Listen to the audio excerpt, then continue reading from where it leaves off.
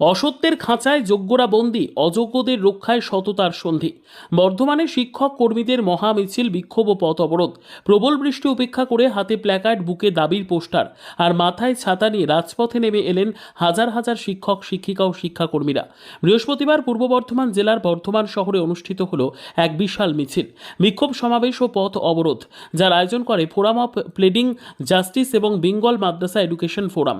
বর্ধমানের আলিশা বাসস্ট্যান্ড থেকে শুরু হওয়া এই মিছিল শহরের বিভিন্ন পথ পরিক্রমা করে কার্জন গেটে পৌঁছে শেষ হয়। সেখানে অনুষ্ঠিত হয় বিক্ষোভ সমাবেশ। কর্মসূচির জেরে কার্যত অবরুদ্ধ হয়ে পড়ে শহরের প্রাণকেন্দ্র কার্জন গেট এলাকা। বিক্ষোভকারীদের মূল দাবি ছিল স্কুলে বৈধ ও যোগ্য শিক্ষক শিক্ষিকাদের চাকরি ফিরিয়ে দিতে হবে, অবৈধভাবে নিযুক্ত দাগী শিক্ষক শিক্ষিকাদের অবিলম্বে বরখাস্ত করতে হবে এবং মাদ্রাসায় শিক্ষক নিয়োগে দুর্নীতির তদন্তে সিবিআইকে দায়িত্ব দিতে হবে। ফোরামের সভাপতি ইসরাউল হক মণ্ডল জানান, রাজ্য সরকার আমাদের চাকরি কেড়ে নিয়েছে, সেই চাকরি ফিরিয়ে দিতে হবে।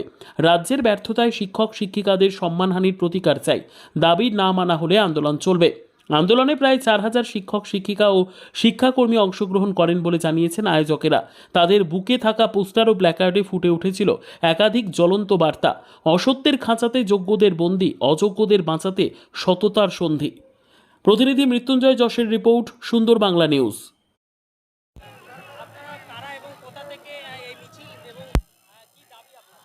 আমাদের দাবি, রাজ্য সরকার যে চাকরি কেড়ে নিয়েছে, রাজ্য সরকারের সম্পূর্ণ ব্যর্থতা এবং দুর্নীতির জন্য যে চাকরি হারা হয়েছে, সেই চাকরি ফিরিয়ে দিতে হবে এবং সমগ্র শিক্ষা ব্যবস্থার প্রতি মানুষের যে আস্থা, শিক্ষকদের প্রতি সে আস্থা এবং সম্মান দুটোই ভুলুণ্ঠিত করেছে।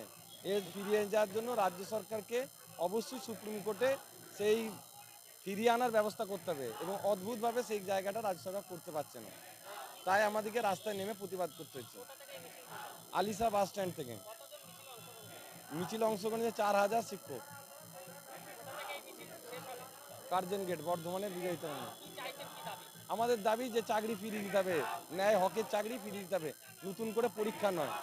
পরীক্ষা যেটা নেওয়া হচ্ছে সেটা যারা টেন্টের টাকা দিয়ে চাকরি নিয়েছে তাদের পরীক্ষা নিক, তারা পরীক্ষা দেবে কি দেবে না, টাকা ফেরত দেবে, এগুলো সুপ্রিম কোর্টের রায় রাজ্য সরকার মানছে না। সুপ্রিম কোর্টে দ্বারস্থ হতে হবে, মানুষকে, জনগণকে সচেতন করতে হবে। সমস্ত রাজ্যের মানুষ একদিন প্রতিবাদ করবে।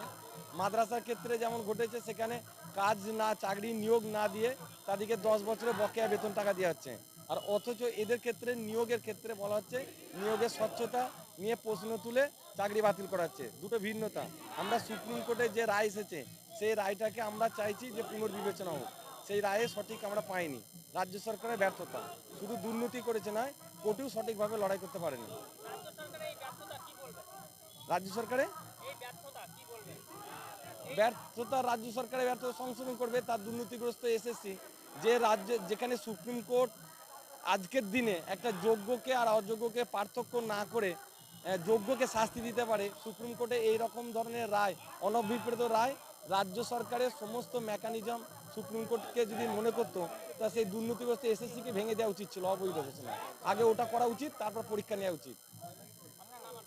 ইসরাউল হক মন্ডল, পরিচয় উইথ দ্য ফোরাম প্লিডিং এ জাস্টিসে নেতৃত্ব দিচ্ছি, আমরা ফোরামের প্রেসিডেন্ট।